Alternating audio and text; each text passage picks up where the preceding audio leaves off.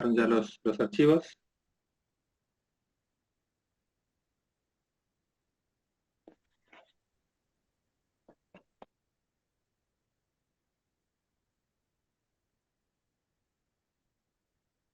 Ahí me avisa Silvina que estaría ya el formulario, a los que quieran probar.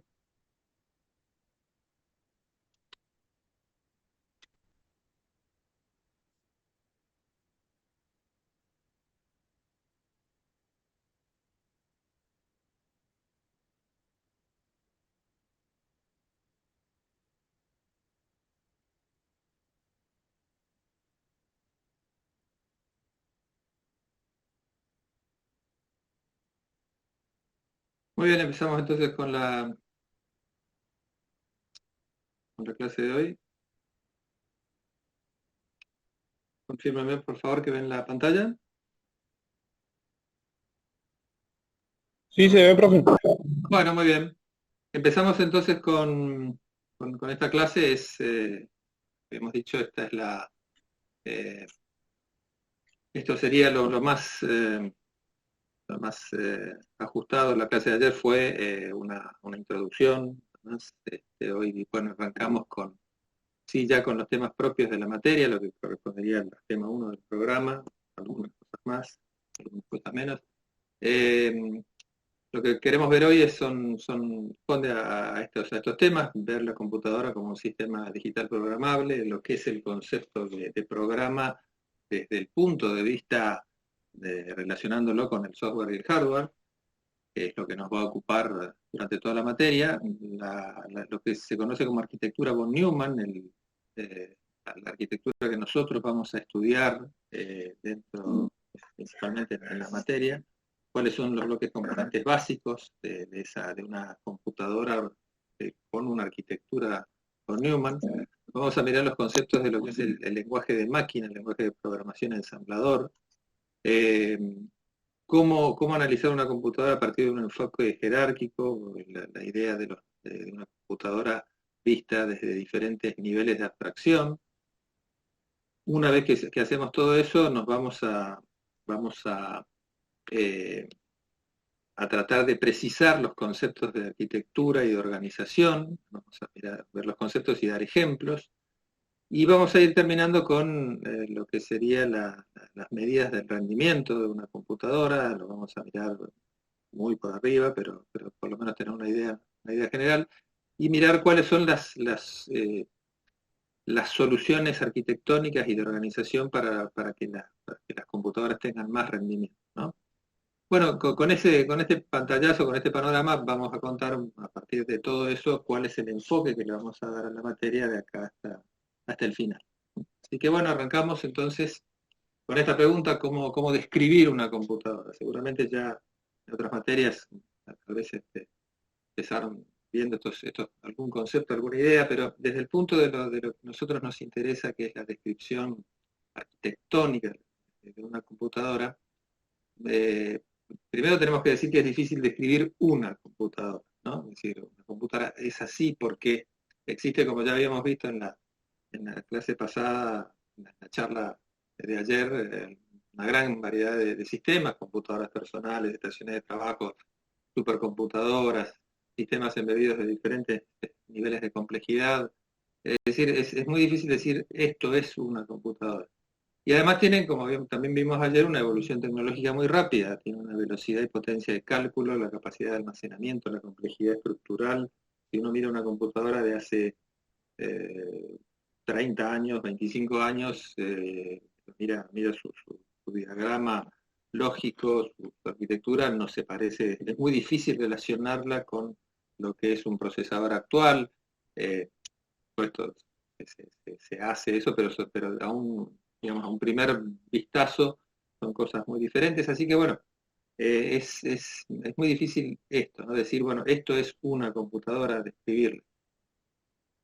Pero como tenemos que hacerla, bueno, por supuesto, se puede describir una computadora desde varios puntos de vista. Mencionamos dos nada más: lo que son las aplicaciones y los usos que permite esta computadora está orientada a los videojuegos, está orientada al procesamiento matemático, esta está orientada al control industrial, es decir, diferentes aplicaciones y diferentes usos, y por supuesto sus prestaciones técnicas o su composición física, ¿no? Que es lo que permite, digamos, cuáles son sus parámetros, por ejemplo, de consumo de operaciones por segundo que puede realizar, o bien qué es lo que tiene dentro, qué periféricos maneja, etc.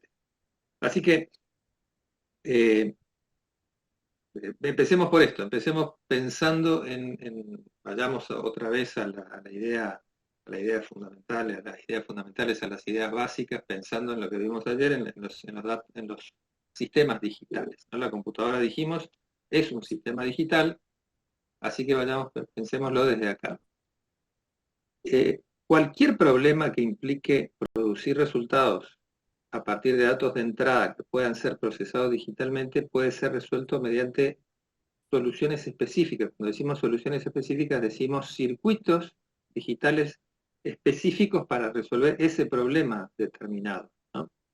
Y ayer contamos, estamos muy por arriba, que en general todo ese panorama que vimos, ¿se acuerdan ese último cuadro? En general, cualquier problema puede ser resuelto mediante lo que se conoce como lógica cableada, esas compuertas y esos biestables que dijimos que todavía no los vimos, que los vamos a empezar a ver a partir de la clase que viene, pero vamos a ver que eh, cual- vamos a presentar cualquier problema de tipo digital y vamos a ver que existen técnicas para construir un circuito que resuelva ese problema a través de, bueno, utilizando compuertas lógicas, biestables, elementos de memoria, o bien, si el problema es mucho más complejo, un sistema de aplicación específica, un circuito bastante más complejo. Como sea, el problema se plantea, el problema se analiza, se sintetiza, se simplifica, se construye un modelo y finalmente un prototipo, se lo prueba, se lo pule y finalmente se logra un circuito final que seguramente resuelve el problema tal como fue planteado. La otra alternativa, lo que está aquí más eh, a la derecha, bueno, lo que habíamos visto, un dispositivo programable por hardware. Aquí ya no tenemos que hacer mucho análisis, mucho síntesis. Lo que tenemos que hacer es encontrar una herramienta, digamos, establecer a través de herramientas de análisis, herramientas eh, específicas, cómo se tiene que programar el hardware de ese dispositivo, por ejemplo en FPGA. Bueno, y el mismo problema que en el caso anterior también se puede resolver. Los elementos físicos que componen cualquiera de estos dos modelos, vamos a ver que de cualquier sistema digital reciben el nombre de hardware, ¿no? Ustedes conocen el sentido, hardware es lo que diríamos en español los fierros, ¿eh? Las ferreterías, en inglés se denominan hardware. Este tipo de circuitos pueden ser modelados y simulados mediante lo que se conoce como lenguajes descriptores de hardware o HDL. Hay varios, VHDL, Abel, Verilog. Existen varios, 4 o 5 lenguajes descriptores de hardware que tienen cierta difusión, que no son, si bien se llaman lenguajes, no son lenguajes de programación, no se programa, no se programa en el sentido que se programan las computadoras, los sistemas de cómputo, sino que son herramientas que permiten modelar y simular estos circuitos basados, digamos, cuyo diseño es fundamentalmente un diseño de hardware. ¿Qué problema tienen en estos dos casos? ¿Qué problema tenemos con este tipo de soluciones, de estas soluciones para procesar datos digitales? Bueno, que si es necesario modificar algo del diseño, y eso es muy común, o existe un error que no fue detectado en la fase de análisis y de prueba, sino que se detecta en campo una vez que el circuito ya está trabajando, bueno, Lo que hay que hacer es, hay que cambiar o agregar o quitar elementos en este primer caso, cosa que puede ser una tarea terrible, una tarea muy tediosa, una tarea muy, además, costosa, porque es posible que haya que tirar todo un diseño y volver a hacerlo de vuelta, o bien modificar electrónicamente las conexiones en el caso B, cosa que también, bueno, es mucho menos trabajo, pero hay que hacerlo, ¿no? Eh, Así que vamos al concepto de lo que son los diseños programables, ¿no? Un problema complejo puede ser resuelto por medio de una secuencia de operaciones más simples siguiendo un encadenamiento lógico, un algoritmo.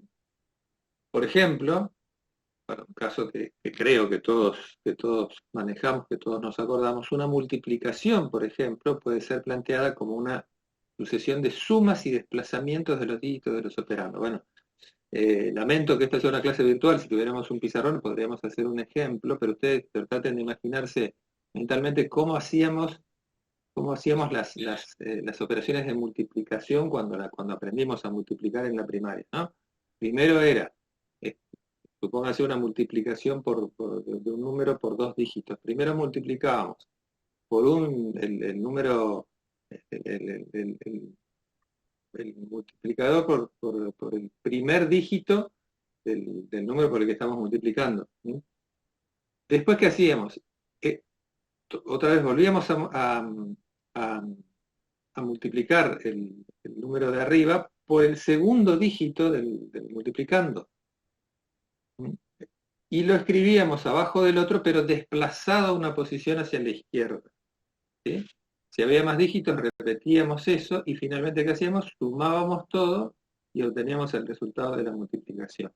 Bueno, es exactamente lo mismo que se dice acá. Una multiplicación se puede plantear como una serie de sumas y desplazamientos de los dígitos de los operandos. Eh, Nosotros no sabíamos todavía que estábamos aplicando un algoritmo, pero realmente la multiplicación que aprendimos a hacer en el papel era eso, es eso, ¿no? Es un algoritmo de- de desplazamientos y sumas, ¿no? Desplazamientos y sumas. En un sistema digital, cada operación simple tiene que hacerse siguiendo una secuencia temporal determinada por una señal de sincronismo que se denomina reloj o clock, ¿no?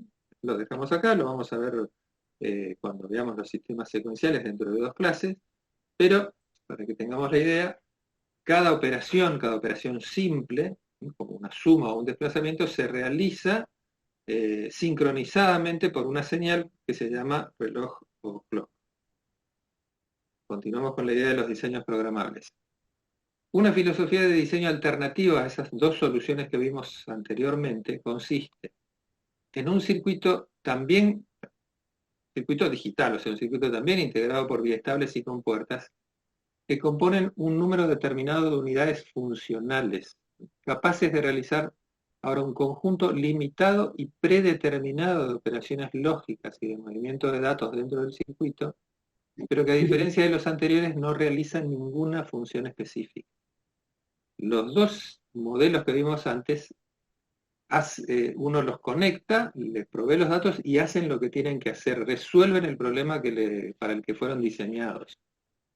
En este tipo de circuitos que nosotros estamos hablando, de este diseño programable, lo que vamos a tener, fíjense, es algo parecido, un circuito que recibe entradas, que produce resultados, que tiene una señal de sincronismo, y que adentro tiene también compuertas y vía estable igual que los otros.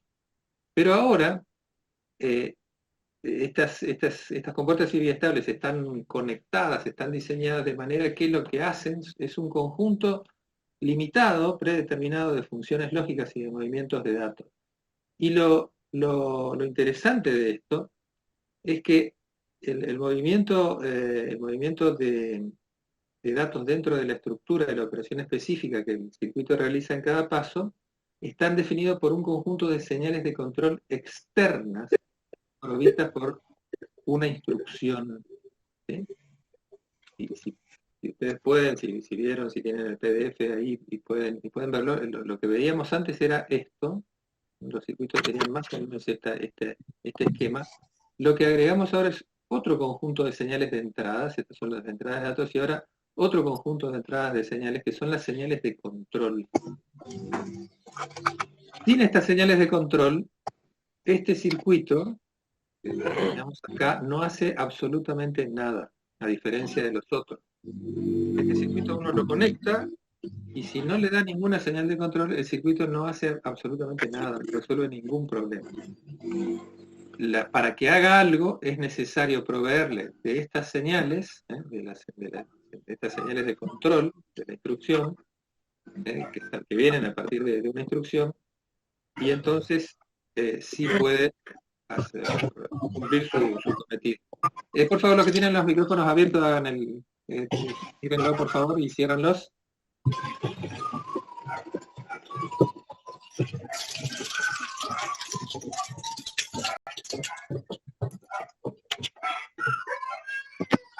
Por favor, el que tiene el micrófono abierto. Gracias. Las salidas del circuito, dijimos, dependen en cada paso de las funciones lógicas que realizan las unidades funcionales sobre los datos de entradas activadas de acuerdo a las señales de control provenientes de la instrucción. ¿Saben? O sea, en cada paso, dado por la señal de sincronismo, el circuito hace algo de acuerdo a lo que sus unidades funcionales pueden hacer, de acuerdo a lo que le dice ese conjunto de señales de control específica que provienen de la instrucción. Estas instrucciones, ¿no? Conjunto de instrucciones se pueden combinar libremente para, mediante un algoritmo, crear un programa. ¿Está? Entonces, tenemos nuestro sistema con entradas y salidas, señales de sincronismo, dentro hay unidades funcionales que están compuestas por puertas y por estables. Y además, con esas señales de control se puede crear un programa, que vienen de las instrucciones, se pueden combinar esas instrucciones para, mediante un algoritmo, crear un programa. Dicho de otra manera, las salidas ahora se encuentran programadas por el software. Ahora, si las condiciones del problema cambian, como pasó anteriormente, o si hay que resolver uno nuevo, es posible utilizar el mismo hardware y lo único que tenemos que hacer es modificar solo el software. Lo que hacemos todo el tiempo. Usamos el mismo hardware de la computadora que tenemos o del celular que tenemos y lo que estamos cambiando para hacer una aplicación diferente es el programa o la aplicación que estamos haciendo. Y de aquí entonces surge el concepto de programación. Vamos a ver esto después, por supuesto, de una manera un poco más concreta. Pero entonces, ¿qué es una computadora? Bueno, una definición de libro, digamos, se pueden encontrar en la bibliografía distintas definiciones, pero que una definición que resume todo esto que estuvimos diciendo hasta ahora es esta. Una computadora entonces es un dispositivo digital programable diseñado para aceptar datos de entrada y realizar operaciones sobre ellas, organizadas en una secuencia lógica y predeterminada por un algoritmo para elaborar resultados que se puedan obtener como salida. ¿Está? Toda esta definición de una ingeniera Patricia Quiroga, en su libro Arquitectura de Computadoras, dice lo que estuvimos diciendo hasta ahora con los modelos que estuvimos viendo. Entonces, con esta idea, podemos ver la computadora desde una vista, de una visión funcional, o sea, desde las funciones que hace una computadora, respondiendo a la pregunta de qué hace una computadora. Bueno, una computadora, por supuesto, va a estar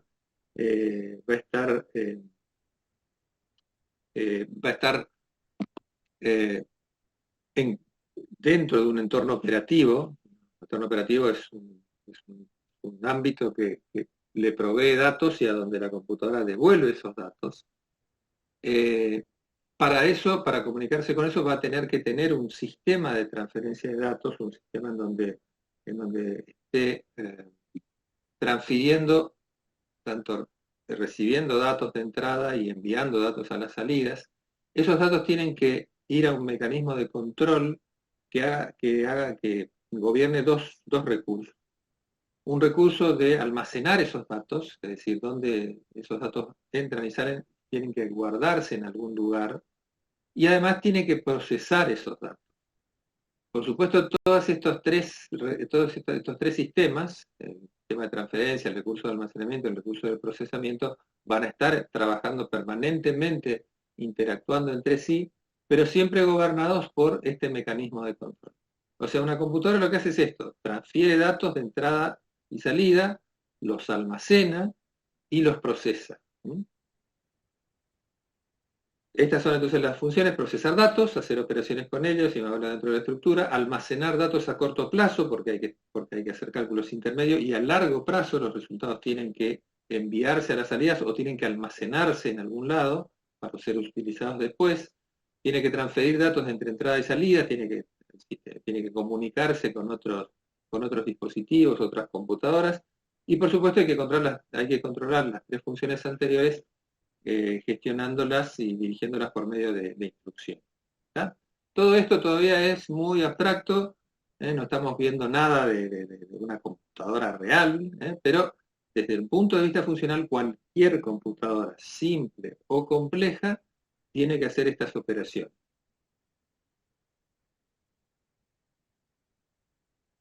¿Vamos bien hasta acá?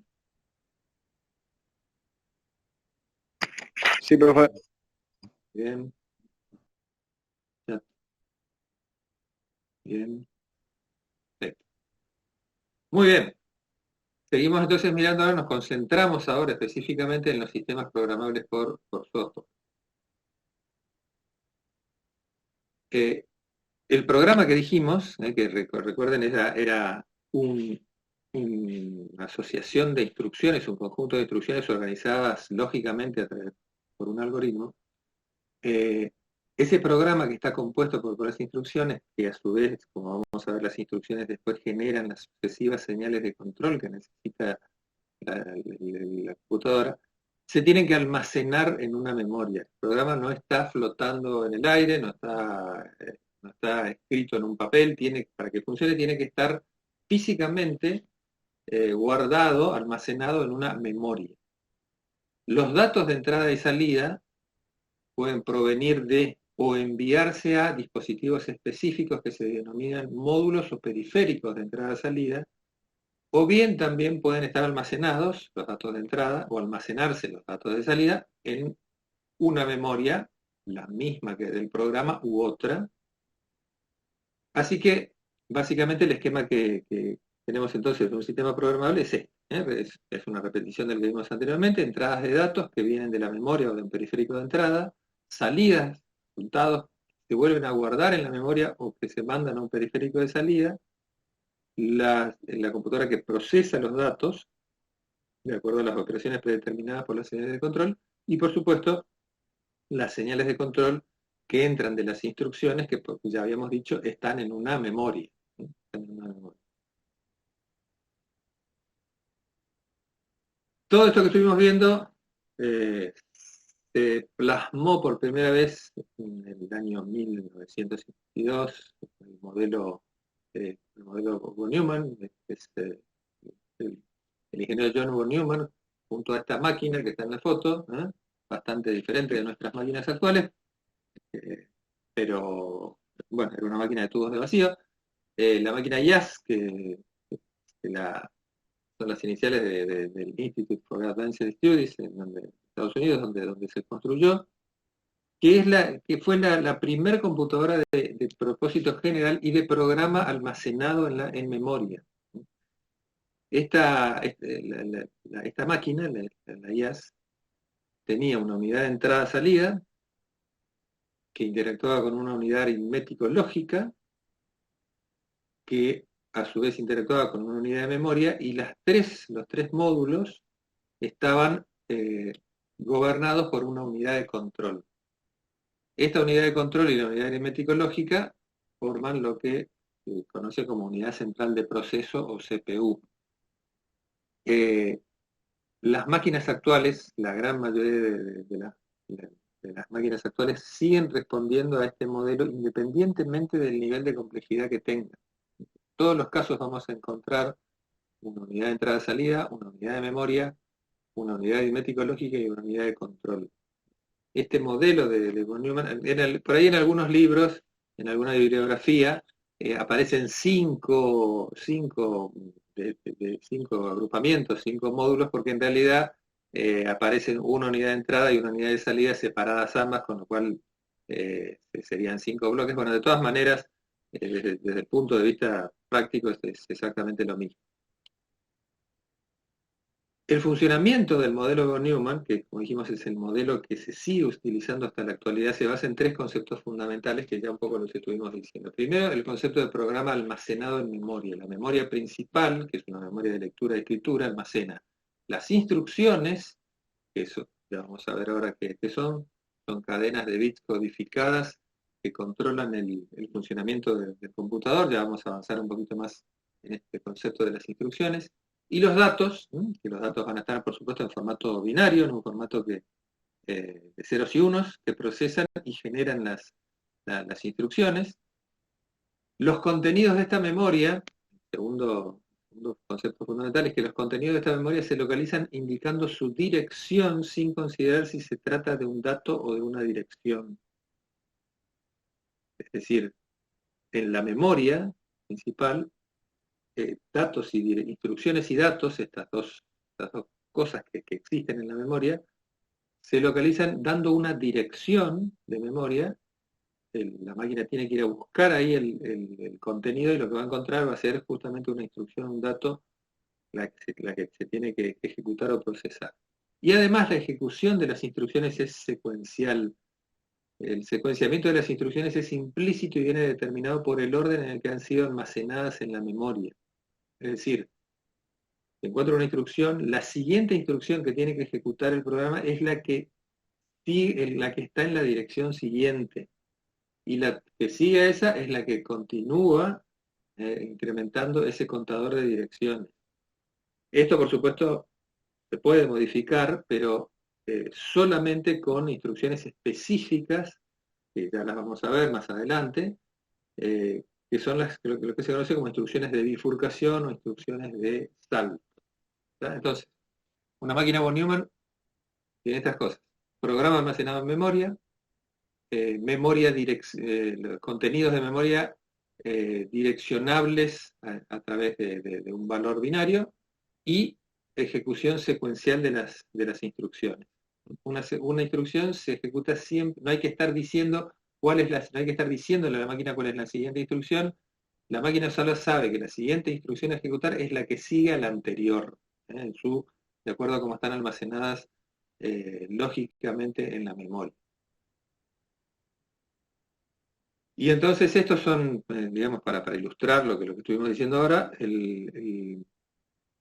máquinas von Neumann, digamos, vamos a encontrar un procesador CPU, acá va a estar la unidad aritmético lógica y la unidad de control, y vamos a tener una memoria, generalmente siempre va a ser una memoria externa a la CPU, una memoria de tipo RAM, en donde van a estar los datos y el programa, ¿no? Y se van a identificar por una dirección y van a enviar los datos en uno y en otro sentido.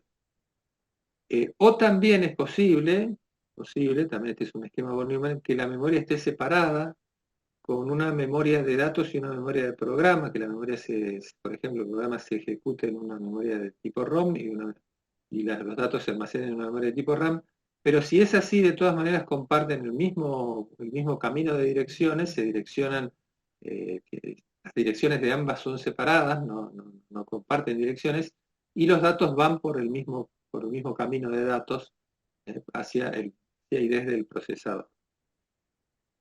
Solo para mencionar que este no es el único modelo, está lo que se conoce como modelo Harvard también, que básicamente también es algo más parecido a este segundo caso que estuvimos viendo, un procesador, una memoria de datos y una memoria de programa, pero ahora las direcciones de la memoria de datos y las direcciones de la memoria de programa son diferentes. Hay dos conjuntos de líneas de direcciones para los datos y para las direcciones, es decir, podemos tener un dato en la posición 0 y podemos tener una instrucción en la posición 0 porque son memorias distintas. En este caso no es posible. Si en la dirección 0 hay una instrucción de programa, no puede haber un dato en esa misma dirección. Tiene que estar en una dirección diferente. Y los buses de datos, por supuesto, también son diferentes. Las instrucciones vendrán por un camino y los datos vendrán por otro camino. En este otro modelo, el modelo Harvard. No vamos a analizar procesadores con este modelo. Existen procesadores, máquinas comerciales que usan el modelo Harvard, pero nosotros no nos vamos a detener. De todas maneras, insisto, esto es eh, entendiendo uno es posible entender el otro sin ningún tipo de dificultad. Continuamos entonces, bueno, ahora empezamos a mirar ya más adentro, empezamos a mirar lo que es la estructura del computador. Dijimos que en el computador encontramos un módulo de entrada-salida por el que ingresan y egresan los datos. Datos de entrada que entran, datos de salida que salen.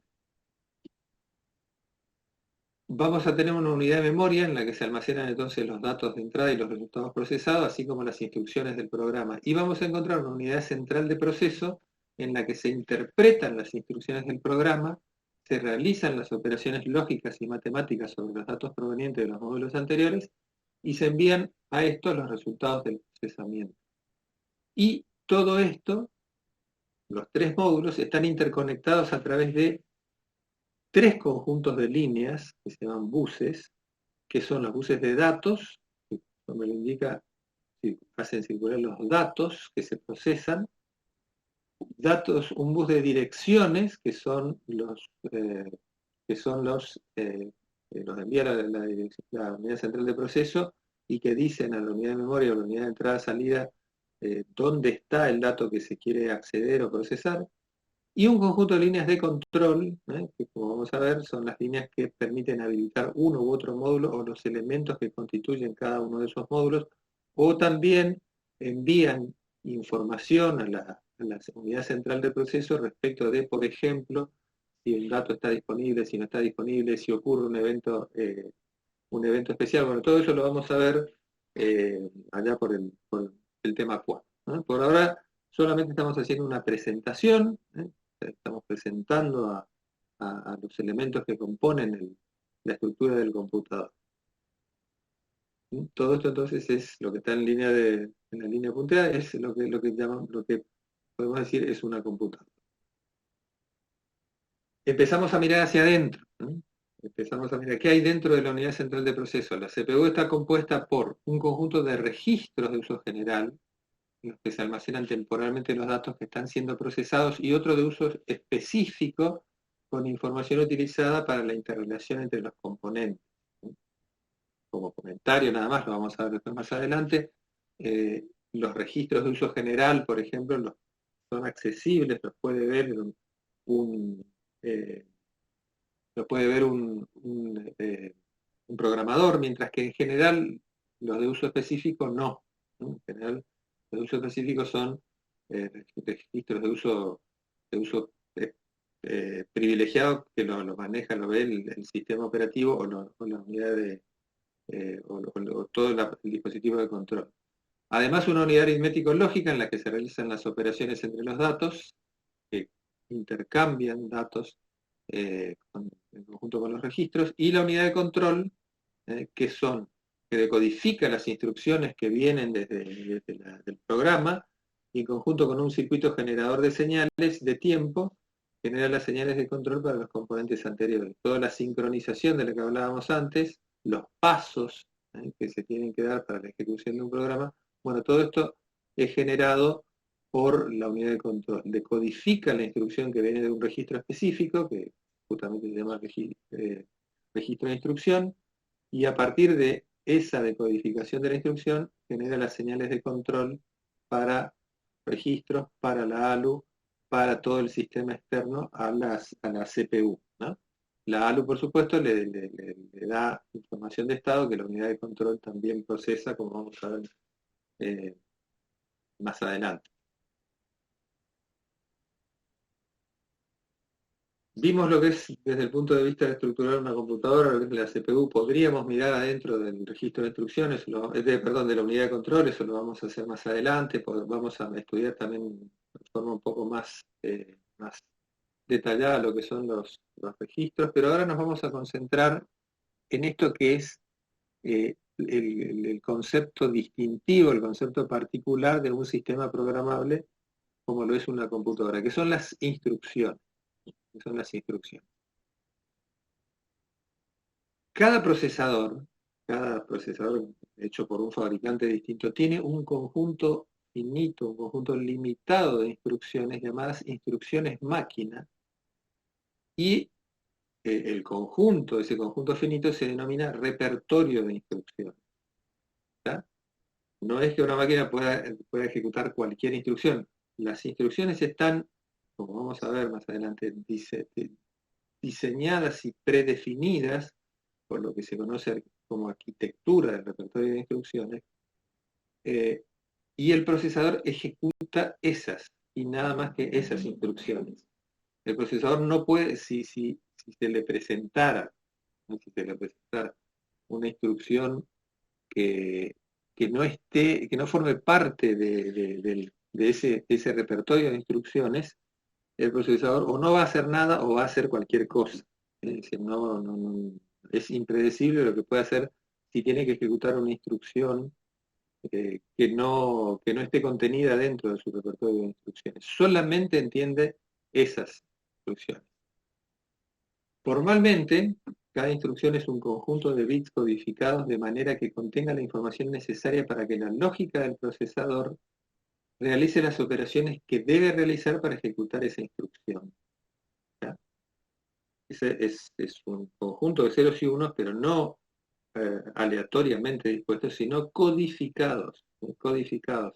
De manera que, decodificando esa información, la lógica del procesador, la unidad de control que ya vimos anteriormente, tiene que realizar toda la secuencia de operaciones que se tienen que hacer para ejecutar esa instrucción.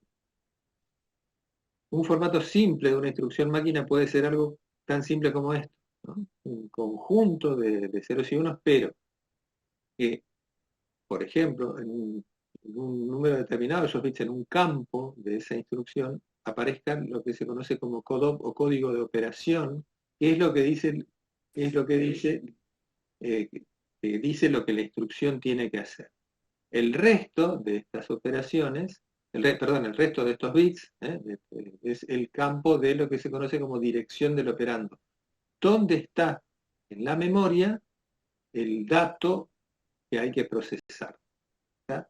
Este es un caso muy, muy particular, muy específico, súper simple de lo que es un formato de instrucción, como vamos a ver más adelante, por el tema 5, en realidad las instrucciones tienen un formato bastante más complejo, pero no mucho más que esto, ¿no? Porque lo que siempre van a tener es un código de operación que va a decir lo que la operación va a hacer, y por supuesto va a tener campos de dirección, que normalmente van a ser más de uno, que nos van a decir, bueno, dónde, dónde están los datos, dónde hay que dejar los datos, qué hay que hacer con, digamos, con dónde hay que, dónde están los datos con los que hay que operar y dónde hay que dejar los datos que se procesan. Bueno, todo eso lo vamos a ver más adelante. Como comentario nada más, fíjense que este código de operación tiene 4 bits. Tiene 4 bits. Si yo digo que esto es una información codificada, quiere decir que el valor 0001 significa algo, ¿sí? Está relacionado con una operación específica. Por ejemplo, buscar un dato en la posición de memoria dada por este campo, por el campo de DIROP. Si yo cambio este valor binario, voy a tener otra operación. Por ejemplo, si pusiera 10, podría ser sumar ese valor a otro valor. ¿Está? Fíjense que como yo tengo acá 4 bits, en realidad, ¿cuántas operaciones puedo hacer con esta instrucción? Ya me está diciendo que el procesador que yo tengo puede hacer cuántas operaciones. Y tengo 4 bits en el campo en el campo del código de operación, no voy a poder hacer más que 2 a la 4, porque voy a tener 2 a la 4 combinaciones distintas de 0 y 1, es decir, no voy a poder hacer más de 16 operaciones diferentes. ¿Tá? Ningún procesador real tiene tan pocas operaciones. En general, los procesadores que hacen eso son procesadores didácticos. En realidad, los procesadores reales están en el orden, los procesadores más simples, en el orden de los cientos de operaciones, ¿no? De las centenas de operaciones, con lo cual este campo tiene que tener más bits. Está. Pero lo que quiero ilustrar con esto es que el código de operación, por tener un tamaño determinado, nos da la cantidad máxima de códigos de operación, de operaciones que puede hacer nuestro procesador. ¿Sí? Por eso hablamos de un conjunto finito, ¿sí? Un conjunto finito de instrucciones, un conjunto limitado de instrucciones dentro del repertorio de instrucciones. Como vimos en la diapositiva anterior, cada instrucción es una cadena de bits o código de máquina. El problema es, y yo les digo, esta es la operación de suma, o de buscar un dato, creo que dije. Si cambio y pongo unos ceros, esa será la suma, y bueno, y así sucesivamente. Qué problema tenemos con esto? Bueno, que para un programador es difícil tratar con números binarios.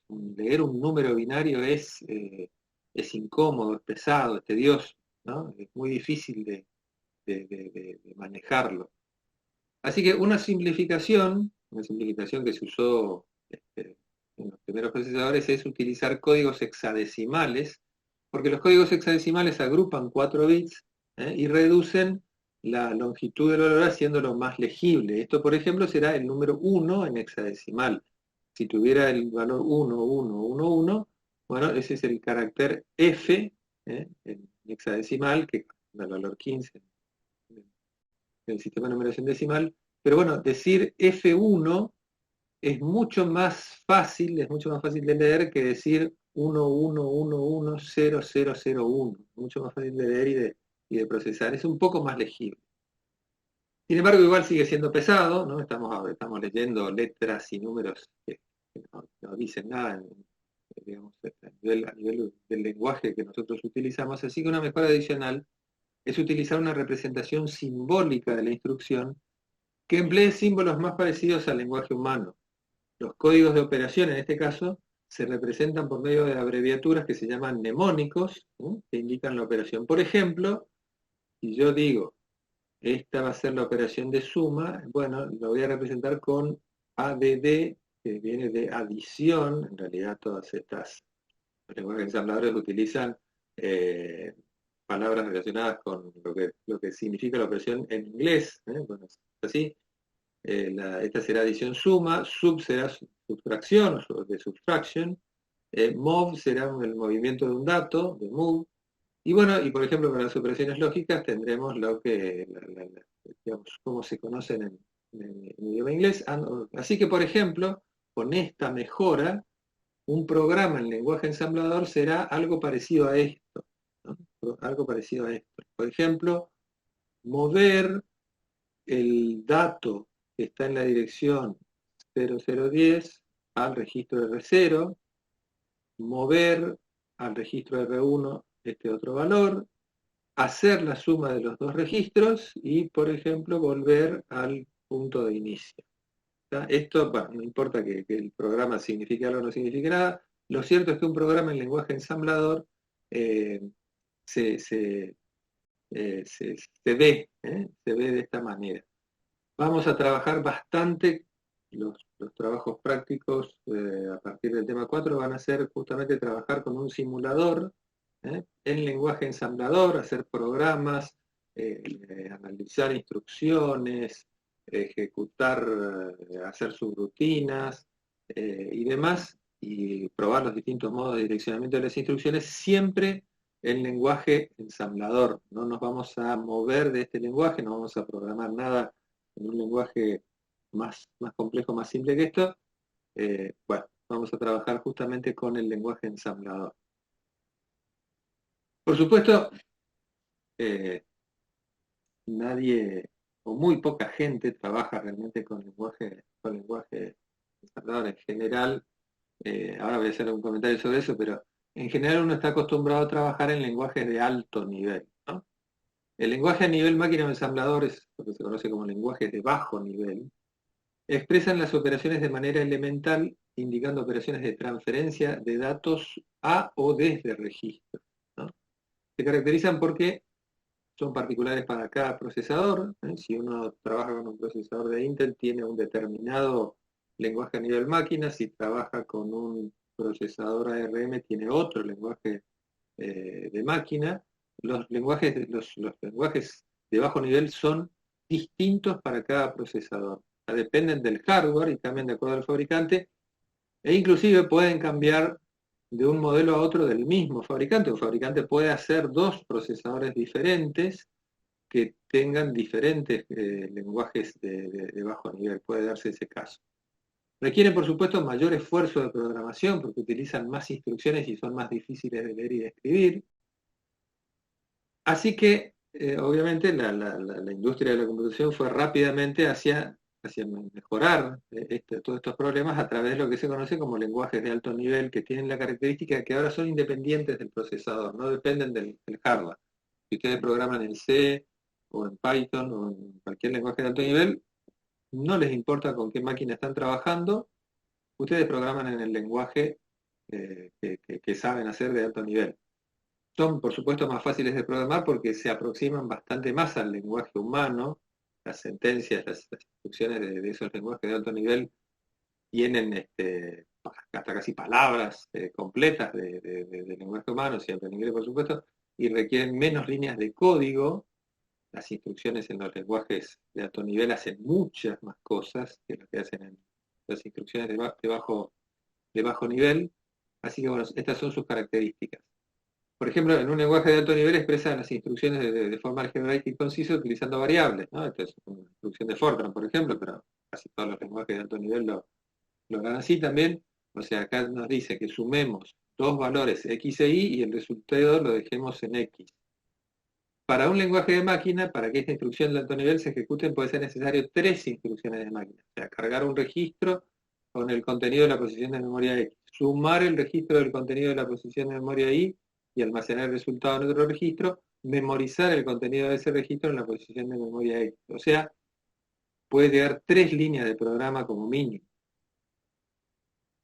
Para que un lenguaje de alto nivel sea ejecutado en el procesador es necesario convertirlo a código de máquina, para lo que se utilizan dos mecanismos, dependiendo de cuál de los lenguajes de alto nivel estamos utilizando. O sea, utilizar un programa compilador, que esos son lo que llaman lenguajes compilados, que traducen todo el código fuente al lenguaje de máquina de una sola vez. Por ejemplo, el BASIC, el C, el Rust, todos estos lenguajes son lenguajes compilados. Toman todas las instrucciones de alto nivel, pasan por un proceso que se llama compilado, ¿no? En interacción con el sistema operativo y con un módulo específico de software que se llama compilador, y se traduce al lenguaje máquina del procesador específico con el que se está trabajando.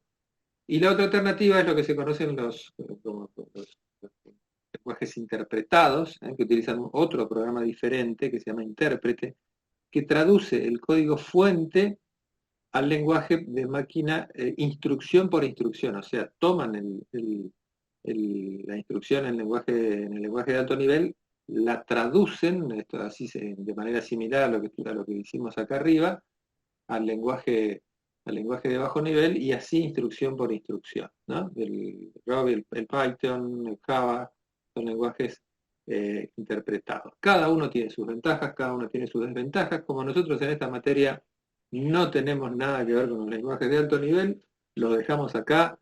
Todas estas cuestiones las verán ustedes más adelante o en otras materias.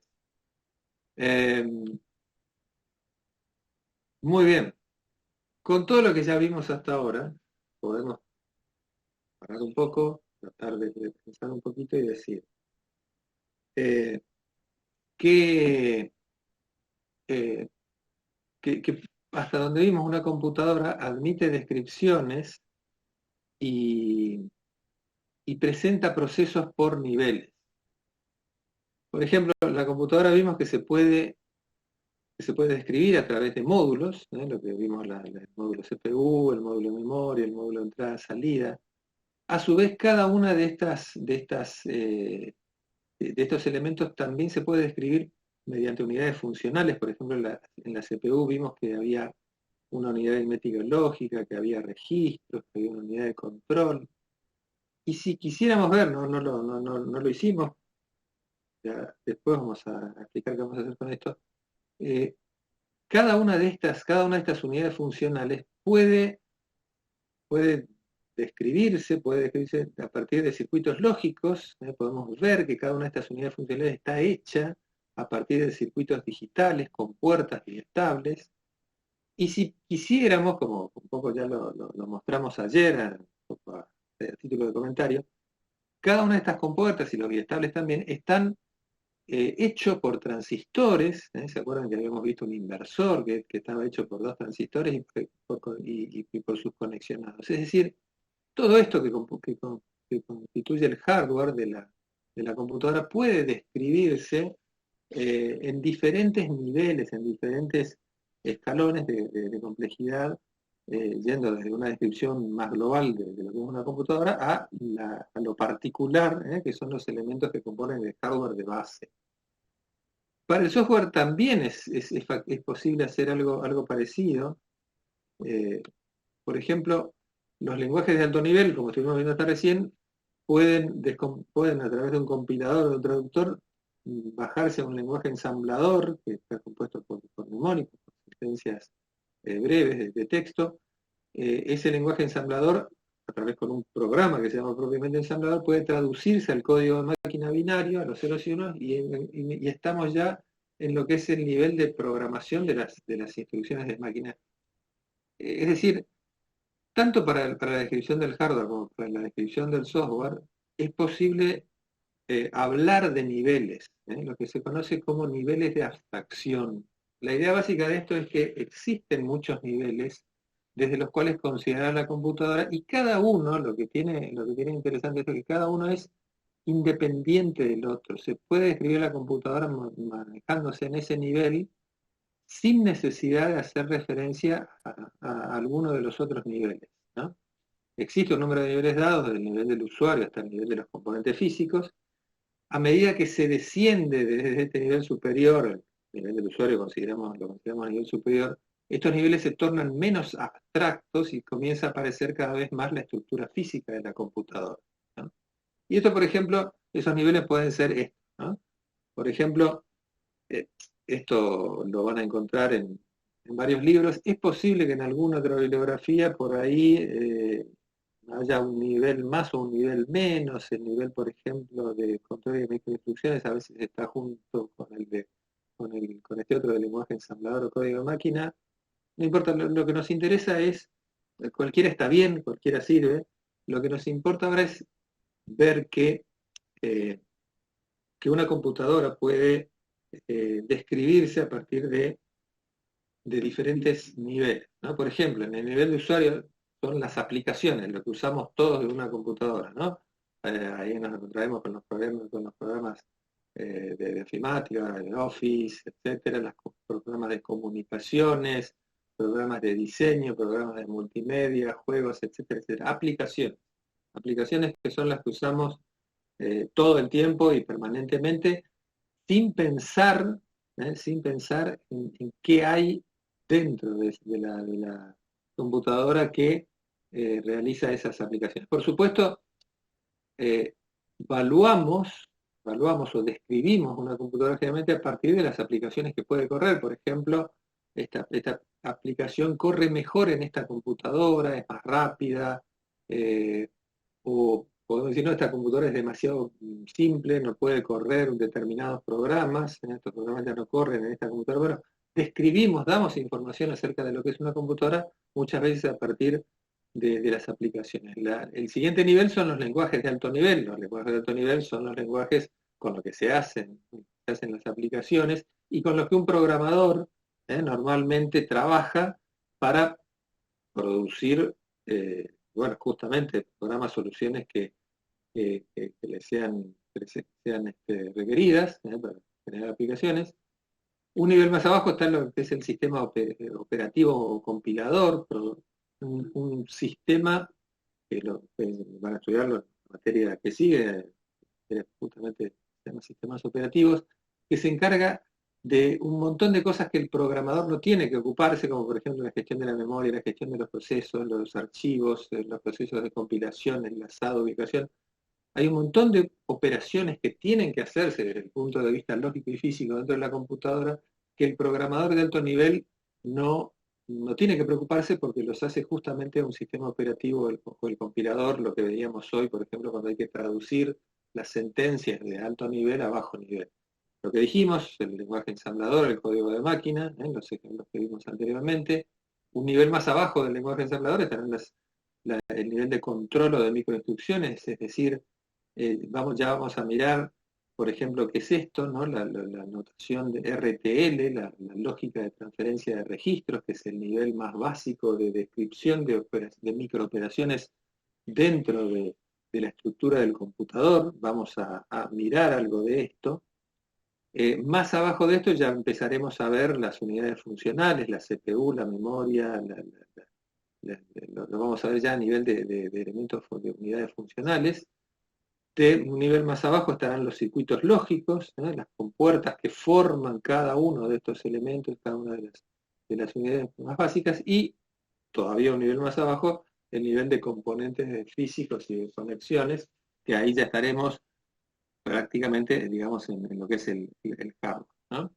Ahora más adelante vamos a ver qué cosas de estos niveles de abstracción nos vamos a ocupar en la materia. Por ahora, pensemos esto nada más. Cada computadora, cada máquina puede describirse en cada uno de estos niveles en forma independiente de los niveles superiores y de los niveles inferiores si los tiene. Pero una forma más general todavía de describir una computadora es mediante los conceptos de arquitectura y organización. ¿Sí? Esta materia se llama arquitectura y organización de computadoras, así que después de todo esto que estuvimos diciendo, vamos a tratar de entender o de conceptualizar qué es la arquitectura y qué es la organización de una computadora. La arquitectura, cuando hablamos de arquitectura, cuando hablemos más adelante, cuando hablemos de arquitectura de una computadora, se refiere a los atributos del sistema que son visibles para un programador en lenguaje de bajo nivel, ¿sí? No para un programador en alto nivel, un programador en C, en Python, en Java. En general, los programadores en alto nivel no ven los atributos que sí se ven en el bajo nivel y que tienen que ser tenidos en cuenta por el programador de bajo nivel para el desarrollo y la ejecución del programa. Este concepto es equivalente a otra cosa que vamos a ver ahora a continuación, que se llama arquitectura del repertorio de instrucción, o ISA. Y cuando hablamos de organización, o también en otros libros, para otros autores, o en diferentes páginas, la organización también se conoce como microarquitectura de una computadora. Se refiere a cómo son implementados esos atributos, aspectos que son transparentes, que quiere decir que no son visibles para el programador. Describe el diseño lógico de las unidades funcionales y sus interconexiones que implementan las especificaciones dadas por la arquitectura. La organización es cómo está hecha desde el punto de vista lógico y físico las unidades funcionales que componen la computadora, de manera tal que permitan ejecutar las instrucciones de este repertorio de instrucciones. Volvemos al cuadro que vimos anteriormente de los niveles de abstracción, un nivel superior, un nivel de instrucción. Bueno, nosotros nos vamos a mover desde esta línea azul para abajo y vamos a ver que las cuestiones de arquitectura se hacen más visibles en los niveles de abstracción superiores, mientras que las cuestiones de organización se ven con más claridad en los niveles inferiores. Cuando estemos más en los niveles más bajos, se va a ver más la organización de la computadora, y cuando estemos más cerca del lenguaje ensamblador, se van a ver más los detalles de la arquitectura. Un comentario nada más antes de seguir. Uno dice, bueno, ¿para qué me sirve hacer todo esto si en realidad como programador o como desarrollador uno se va a mover en los niveles superiores? Bueno, en realidad el perfil de la materia en realidad apunta a que ustedes sean capaces de evaluar justamente prestaciones de sistemas de cómputo para los cuales es necesario que conozcan todos estos elementos. Otra cosa adicional es que, por ejemplo, puede darse el caso, y esto se ve particularmente en sistemas embebidos que tienen que trabajar en tiempo real. Todo ese proceso que nosotros vimos acerca de los lenguajes de alto nivel que tienen que ser compilados o que tienen que ser interpretados, demandan recursos de la computadora.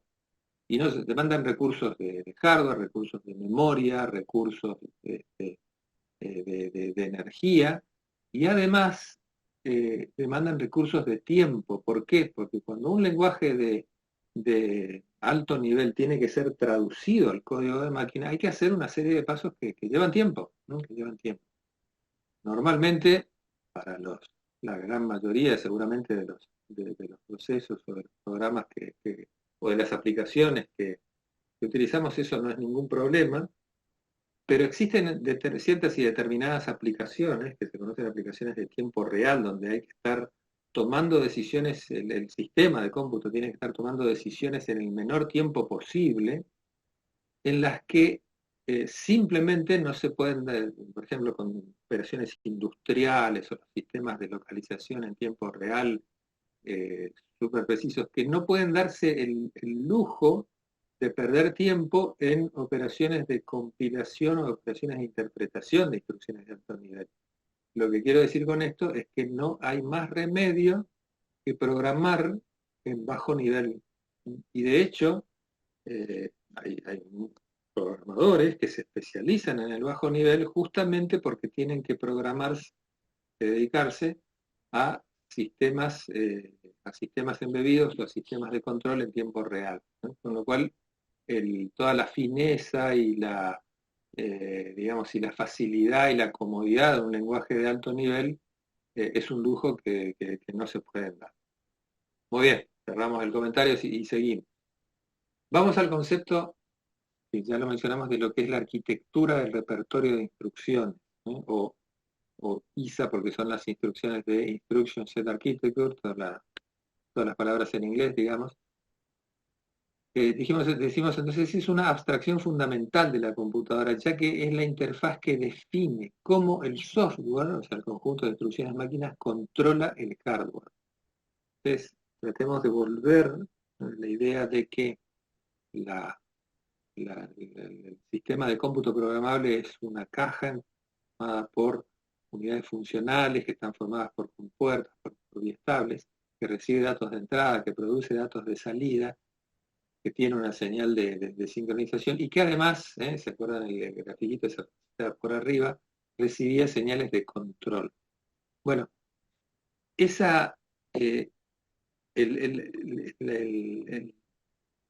la arquitectura del repertorio de instrucciones es lo que define, ¿sí?, cómo este software, estamos hablando de software de bajo nivel, controla el hardware. ¿Sí? Controla el hardware. Las principales funciones entonces de la arquitectura del repertorio de instrucciones de la ISA es organizar la memoria, por ejemplo, definir la cantidad de memoria direccionable y la organización de la información dentro de ellas, el conjunto de los registros que tiene la CPU, la cantidad, identificación y el tipo de uso, y el general o específico de cada uno de estos registros, y finalmente el conjunto de instrucciones, es decir, la codificación de las instrucciones, esto que veíamos, la descripción de las operaciones, la definición de tipo de datos y los modos de direccionamiento de la memoria, cosas que vamos a ver, ahora las mencionamos, pero vamos a ver todo esto que es, y lo vamos a ver de manera concreta ahí por el tema 5. Y por supuesto definir también la cuestión de los mecanismos de entrada-salida, si por ejemplo las direcciones de entrada-salida se comparten o no con la memoria, los mecanismos de interrupción, ya vamos a ver qué son las instrucciones. Bueno, el diseñador del repertorio de instrucciones, la persona que codifica las instrucciones, al momento de hacerlo tiene que tener en cuenta todo esto. Y a la inversa, una vez que se define todo esto, el hardware tiene que diseñarse de tal manera que las instrucciones funcionen sobre ese hardware, funcionen sobre esos elementos lógicos. ¿Tá? ¿Qué relación entonces hay entre la ISA y la microarquitectura? Una ISA, la arquitectura de repertorio de instrucciones se ejecuta sobre un determinado hardware que se diseña con el objeto de implementar esa arquitectura. El hardware se diseña para implementar esa arquitectura. No es al revés, no es que yo diseño un hardware, diseño una organización y después hay que diseñar una arquitectura que funcione sobre ese hardware. Es al revés. Lo primero que se diseña, lo primero que diseña el fabricante de un procesador, el fabricante del corazón de un computador, es el repertorio de instrucciones. Es el conjunto de instrucciones máquina. A partir de esa especificación, se diseñan todo lo que sigue, los detalles del diseño lógico del hardware y que constituyen la organización y la microarquitectura del procesador. Una ISA especifica el comportamiento del código de máquina que se ejecuta en microarquitecturas de esa ISA, de manera que no depende de las características de esa implementación y proporciona una compatibilidad binaria entre implementaciones. Esto permite múltiples implementaciones de una ISA y lo vemos, por ejemplo, con ejemplos. Entre distintas microarquitecturas de un mismo fabricante, pero que son capaces de ejecutar el mismo código de máquina. De manera que una máquina de menor rendimiento y menor costo pueda ser reemplazada por una máquina de mayor costo y mayor rendimiento sin tener que reemplazar el software. El ejemplo es la serie IBM System 370/370. La IBM System 370 era un diseño de IBM que construía máquinas de diferentes prestaciones, de diferente potencia y por supuesto de diferente costo. Creo que la más barata, no tengo bien presente, pero creo que la más barata estaba en el orden de los $16.000. No es algo para que pudiéramos comprar nosotros, pero por ejemplo las universidades, una universidad podía comprar, o pequeñas empresas podían comprar una máquina de $16.000 y empezar a programar, empezar a hacer programas, empezar a aprender a programar y a hacer cosas de programas útiles, ¿no? Ahora, si uno ya era una empresa más grande o un centro de investigación o por ejemplo, una unidad militar o lo que fuera, bueno, se podían ir comprando máquinas más grandes que por supuesto eran más caras, pero permitían correr ese programa, ese programa compuesto por esas instrucciones en esa máquina y corrían por supuesto más rápido,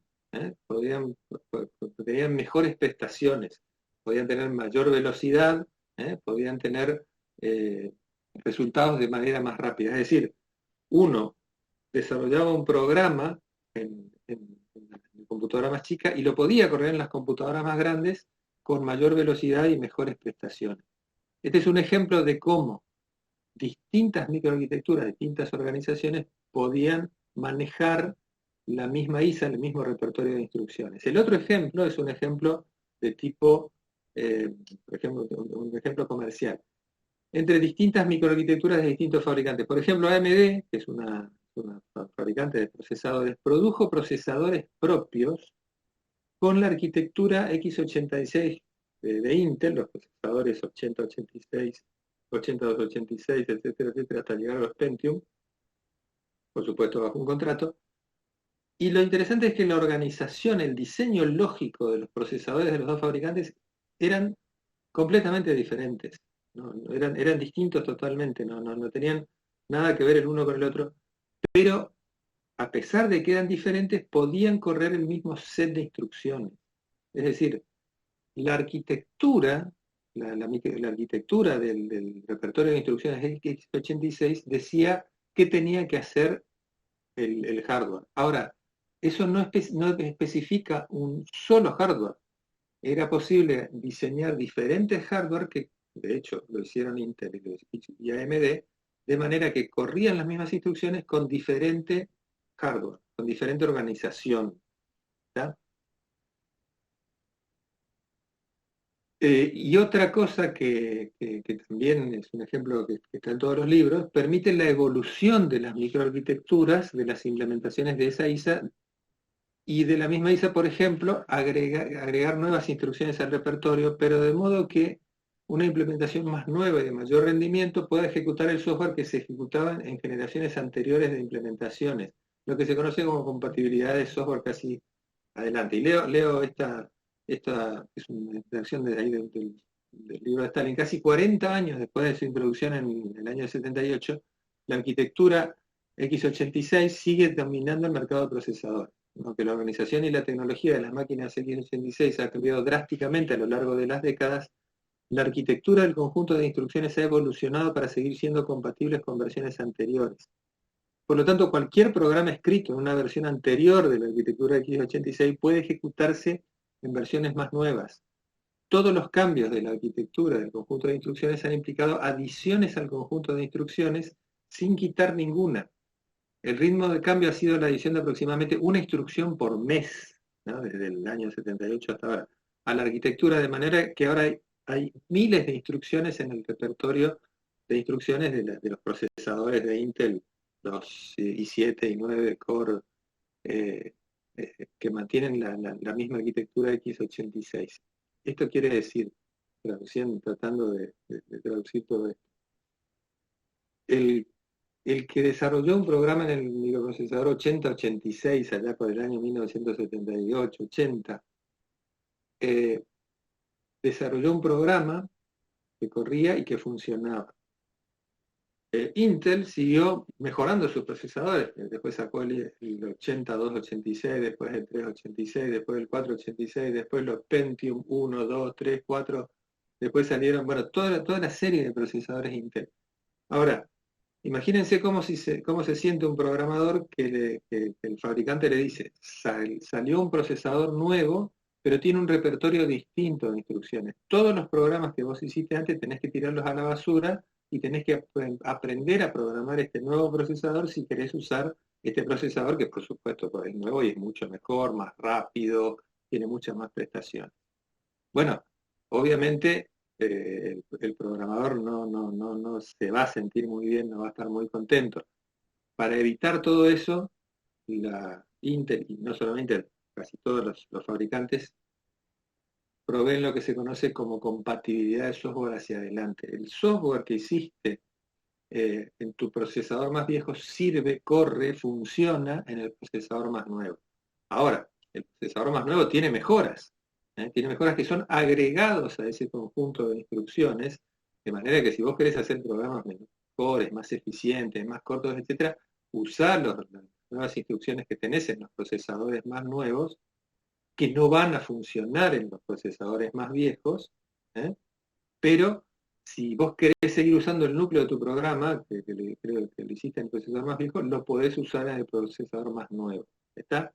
Esto, por supuesto, fue música para los oídos de los programadores, porque no tenían que tirar tenían que tirar a la basura sus programas viejos, sino que simplemente tenían que ir mejorándolos, haciendo updates, haciéndolos, digamos, maquillándolos y demás, cosa que es mucho menos trabajo.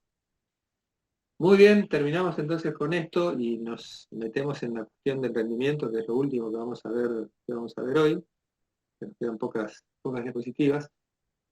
Citamos nada más esto, no vamos a detallar mucho esto pueden ustedes mirarlo en los libros o en internet. Estas son las medidas de rendimiento que se utilizan justamente para los procesadores. Una medida es la frecuencia del reloj, la frecuencia por pulso del oscilador del reloj determina la velocidad de conmutación de los transistores de los dispositivos, que en los procesadores actuales están en el orden de los gigahercios. Si se acuerdan las tablas que vimos en la clase de ayer, bueno, veíamos que los procesadores cada vez funcionaban a velocidades mayores. El hecho de funcionar a velocidades mayores, por supuesto, permite hacer más operaciones en la misma cantidad de tiempo, y esto tenía que ver con la reducción de escala, con la ley de Moore, etc. Pero en general, o sea, que un procesador funcione a una mayor velocidad me dice que tiene mejor rendimiento, mejores prestaciones que uno que funciona mejor a una velocidad más baja. De todas maneras, la regla no es lineal. Existen otras métricas de rendimiento, como por ejemplo el el IPS, instrucciones por segundo, ¿no? Que son las instrucciones por segundo que una instrucción de procesamiento puede realizar. Generalmente se mide en MIPS, millones de instrucciones por segundo.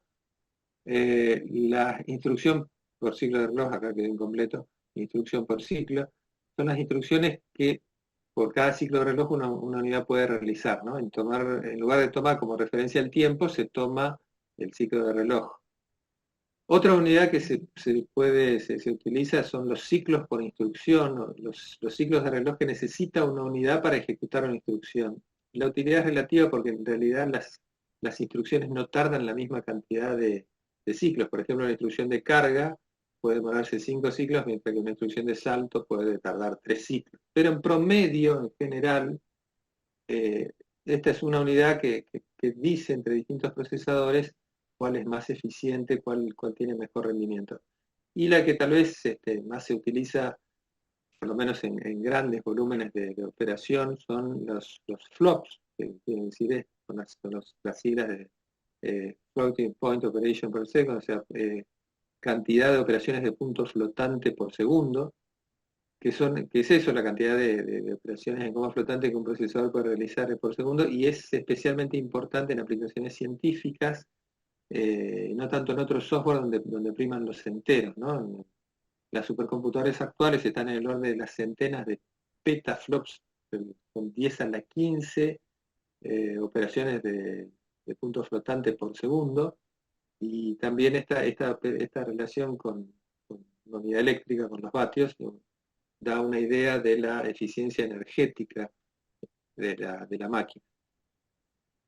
Mencionamos esto del rendimiento porque en realidad lo que nos interesa, una de las cosas que nos interesa en la materia es no solamente estudiar su arquitectura y organización, sino también cómo esas arquitecturas y esas organizaciones ayudan a que la máquina, que la computadora sea más eficiente, su rendimiento sea mayor. La regla del escalado de Denner que vimos ayer decía que al reducir el tamaño de los transistores, aumenta la velocidad de operación del dispositivo. Esto se verificó en cada nueva tecnología, haciendo que los procesadores funcionaran a frecuencias de reloj cada vez mayores. Sin embargo, y en este cuadro se ve, desde el año 2003 más o menos, o sea, desde 1970 hasta el 2000, un poco más del 2000, los procesadores venían con frecuencias de operación cada vez más grandes. Sin embargo, a partir del año 2013, cuando se lograron los transistores de longitud de canal de más o menos 100 nanómetros, cuando se bajó de esa barrera, la velocidad siguió creciendo, pero bastante más lentamente de lo que lo venía haciendo, y esto se debe en realidad a cuestiones que tienen que ver más que nada con cuestiones físicas, digamos, con cuestiones de la física de semiconductores, porque ya, como dijimos ayer, ya los transistores se acercaban a la escala atómica y empezaban a aparecer fenómenos de la física cuántica que hace que el funcionamiento sea distinto, que no funcionen tan bien como llaves conmutadoras, y otras cuestiones eléctricas por aumentos, por ejemplo, de los retardos eléctricos que tienen que ver con parámetros eléctricos como la resistencia y la capacitancia. El factor RC es una medida de tiempo. Al aumentar este producto se aumentan los retardos también. Y además también, relacionado con todo lo anterior, la disipación de potencia eléctrica, la disipación de energía empezó a ser más grande, y esto por supuesto se manifiesta como disipación de calor, ¿no? Que uno toca los chips, bueno, tienen una temperatura importante que en algún caso puede hasta ser peligrosa. Bueno, todo eso hizo que la velocidad de operación de la lógica, de los transistores que formaban parte de los procesadores empezara a ralentizarse, a hacerse más lenta. Otra cuestión también que está relacionada con la evolución tecnológica es la cuestión de la latencia de la memoria. Si vemos la memoria vamos a ver todo esto, pero conceptualmente para las memorias de tipo RAM, que son las memorias que el procesador está permanentemente leyendo y escribiendo, el tiempo que tarda en realizarse una operación de lectura y escritura es lo que se conoce como latencia de la memoria. Como dijimos esto, ¿no? Como el procesador trabaja prácticamente todo el tiempo intercambiando información con la memoria, la latencia es un factor que más incide en el rendimiento del procesador. ¿Por qué? Porque si bien los procesadores aumentaron con esta velocidad, su velocidad de operación, su performance, las memorias no siguieron el mismo camino. Por cuestiones que vamos a ver más adelante, las memorias, si bien se iban construyendo con los mismos transistores que los procesadores, en realidad las memorias dinámicas empezaban a ser cada vez más lentas en términos relativos, o sea, siempre eran más rápidas, pero en términos relativos a la velocidad del procesador, esta distancia entre las dos curvas cada vez empezaba a ser mayor y en un conjunto procesador-memoria, ¿no? O sea, si corremos una carrera, ¿vieron esas carreras que corren dos competidores con las piernas atadas, ¿no? O sea, o si tienen que correr de la mano. ¿Cuál es la velocidad del par de corredores? ¿La del más rápido o la del más lento? Siempre va a ser la del más lento. ¿Sí? El corredor más lento va a ser el que va a determinar la velocidad del conjunto.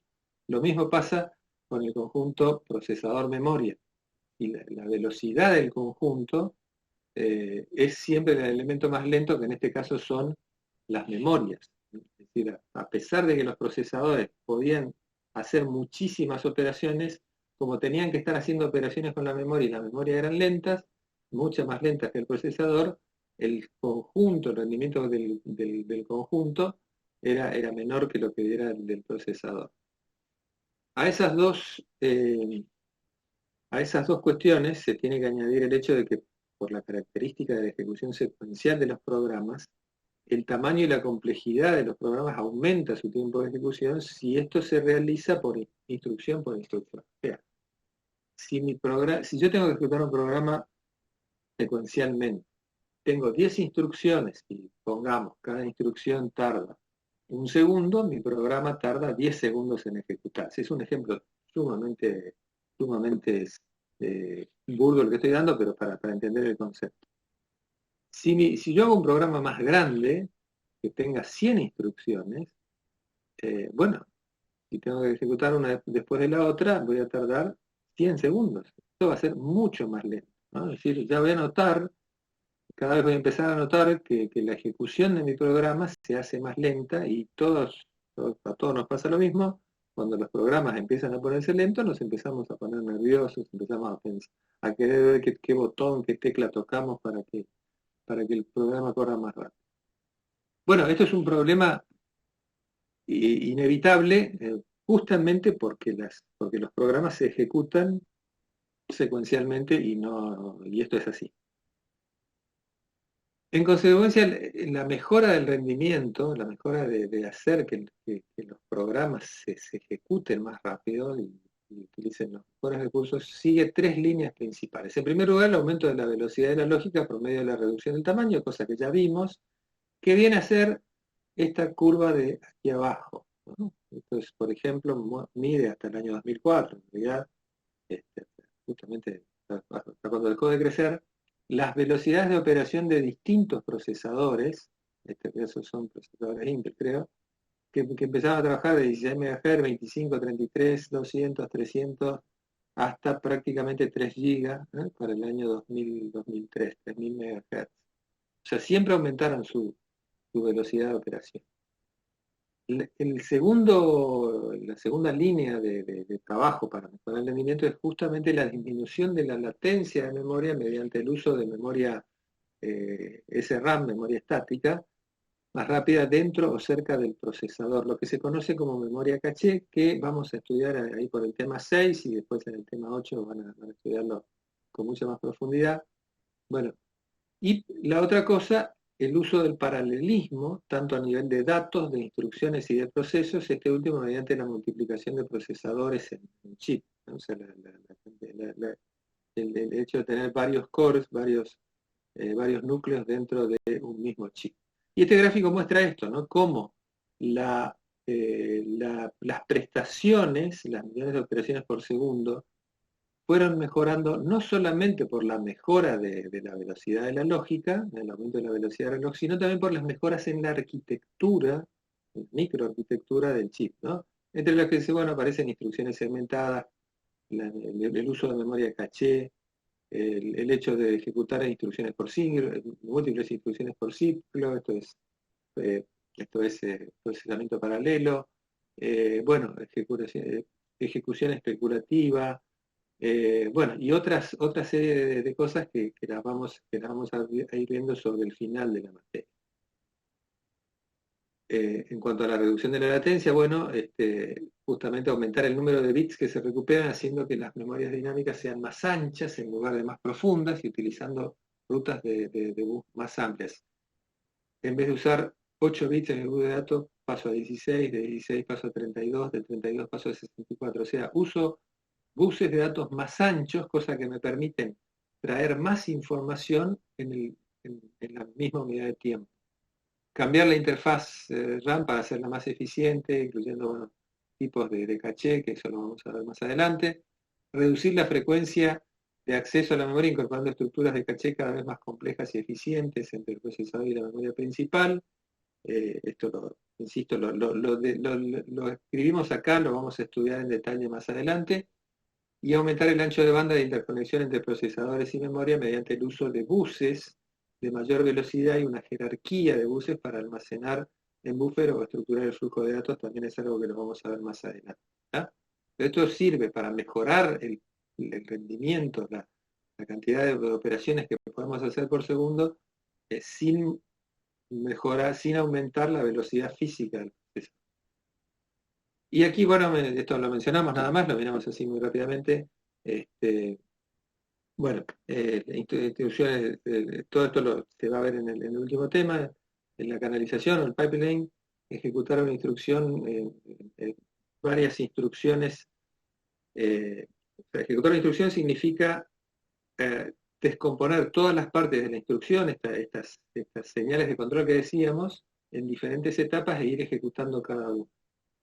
Como por ejemplo, obtener la instrucción, decodificar el código de operación, obtener los operandos, realizar un cálculo, etc. Todo esto se tiene que hacer una cosa atrás de la otra.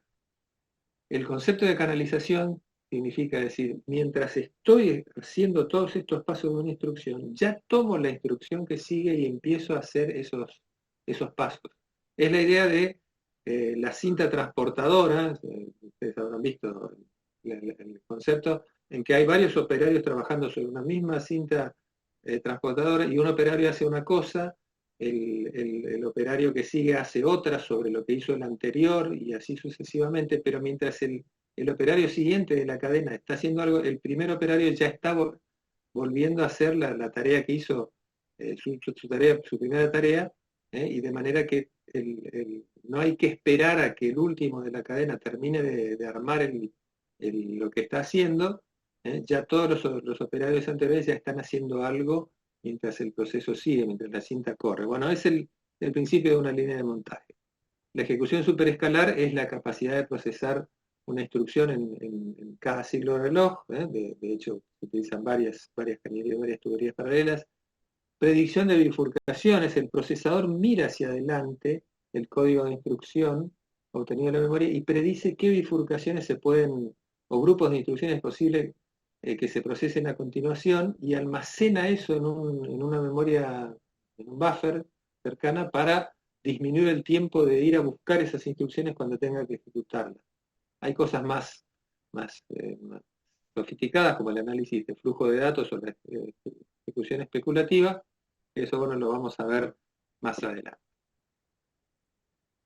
Y con esto vamos terminando lo que habíamos dicho, después de todo esto que vimos, cuál es el enfoque de la materia. Y otra vez citamos a Stalin, a este autor que está en la bibliografía, los sistemas de estaciones de trabajo ahora soportan aplicaciones científicas y de ingeniería altamente sofisticadas y tienen la capacidad de soportar aplicaciones de imagen y video. Además, las empresas dependen de servidores cada vez más potentes para manejar el procesamiento de transacciones y bases de datos y para soportar redes masivas de cliente-servidor que han reemplazado a los enormes centros de computación mainframe de antaño. Además, los proveedores de servicio en la nube utilizan enormes bancos de servidores de alto rendimiento para satisfacer aplicaciones de gran volumen y alta tasa de transacciones para un amplio espectro de clientes. Esto es el mundo de la computación hoy. ¿Está? Lo fascinante, esto es el párrafo que nos da la idea de lo que vamos a hacer nosotros. Lo fascinante de todo esto de la perspectiva de la organización y la arquitectura de los ordenadores es que, por un lado, los componentes básicos de los milagros informáticos actuales son prácticamente los mismos que los del ordenador IaaS de hace más de 50 años, ese que vimos de von Neumann, que estaba hecho con válvulas. Hoy usamos transistores que están en el orden de la escala atómica, pero conceptualmente hacen lo mismo que hacía la máquina de von Neumann hace 50 años, conceptualmente. Mientras que, por otro lado, las técnicas para exprimir al máximo rendimiento de los materiales disponibles se han vuelto cada vez más sofisticadas. Estas técnicas que estuvimos mencionando en las diapositivas anteriores. ¿Está? Entonces, a medida que avanzamos por los distintos elementos y componentes de un ordenador, se persiguen dos objetivos. En primer lugar, lo que vamos a hacer nosotros es, mediante un enfoque bottom-up, o sea, un enfoque de abajo hacia arriba, y partiendo desde el álgebra de Boole, describir el funcionamiento de un procesador básico, no básico, súper básico, construyendo las unidades funcionales básicas del mismo a partir de sus componentes fundamentales. O sea, cómo a partir de las compuertas construimos contadores, registros, una unidad aritmética lógica. Sobre este modelo se analiza cómo el sistema es controlado por un repertorio de instrucciones máquinas y se introduce el concepto de lenguaje ensamblador. Y en segundo lugar, esto va a ser la última parte de la materia, se va a hacer una reseña nada más, muy por arriba, de las técnicas más comunes para lograr el máximo rendimiento mediante el estudio básico de los principios mediante el estudio de los principios básicos de las arquitecturas avanzadas, sin entrar en detalle de ninguna en particular. Lamentablemente no vamos a tener tiempo de ver lo que es el Node Bridge, el South Bridge, no da el tiempo para ponernos a hacer ese análisis o ese estudio tan fino, ¿no? Pero la idea, el objetivo de la materia es que con lo que van a aprender ustedes sean capaces de hacer esos análisis justamente de arquitecturas complejas, con muy poco esfuerzo. ¿Está? Entonces, esta es la idea de la materia. Esto es lo que vamos a mirar de ahora en adelante. Entonces, terminamos aquí para que ustedes puedan tratar de poner todo este conjunto de palabras, gráficos y diapositivas en algo más sintético. La idea es que puedan trabajar sobre este repaso conceptual utilizando el PDF que tienen, que fue exactamente lo mismo que estuvimos presentando ahora, y la bibliografía que ponemos a continuación. Si ustedes pueden contestar correctamente estas 5 preguntas, lo básico, lo fundamental de este tema va a estar aprendido. O sea, esto, ¿no? Desde el punto de vista del hardware y del diseño lógico, hay diferencia entre un circuito programable por software y otro que no lo es. Relacione las funciones de un sistema de cómputo con la estructura de una máquina que responde al modelo von Neumann. ¿Cuáles son las principales diferencias entre los lenguajes de bajo nivel, el código de máquina ensamblador, con los de alto nivel? Elabora una definición conceptual y cite ejemplos de arquitectura y organización o microarquitectura de un procesador. Y además de aumentar la velocidad de operación, ¿qué otras ideas se aplican en los procesadores para aumentar el rendimiento? ¿Está? Trabajen con esto es una guía para que ustedes fijen los conceptos que hemos visto hoy. ¿Está bien? Y la bibliografía, bueno, esta es la que está en el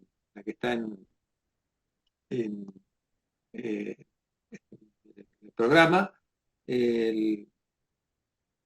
En cuanto a organización y arquitectura de computadoras, mencionamos la 5ª edición. Si pueden conseguir la 7ª, por ejemplo, que se puede conseguir por internet, es mucho mejor, está más avanzada, y en realidad hemos usado muchas cosas de la 10ª, que hasta donde yo sé está solamente en inglés, pero si la pueden conseguir, también es muy bueno. Hemos usado para muchas cosas hemos usado y vamos a usar algunos conceptos de la 10ª edición. ¿Está? Bueno, y el libro de Murdoch, el libro de Tannenbaum también, que están en biblioteca, eh, los pueden tener, por supuesto los pueden bajar también de internet sin ningún problema. Y por supuesto cualquier otro libro que consigan sobre arquitectura de computadoras o arquitectura de organización de computadoras seguramente les va a servir, no hay ningún tipo de problema. Muy bien, terminamos aquí. Preguntas, consultas. Yo, profe, ¿Sí? le quería consultar algo de, creo que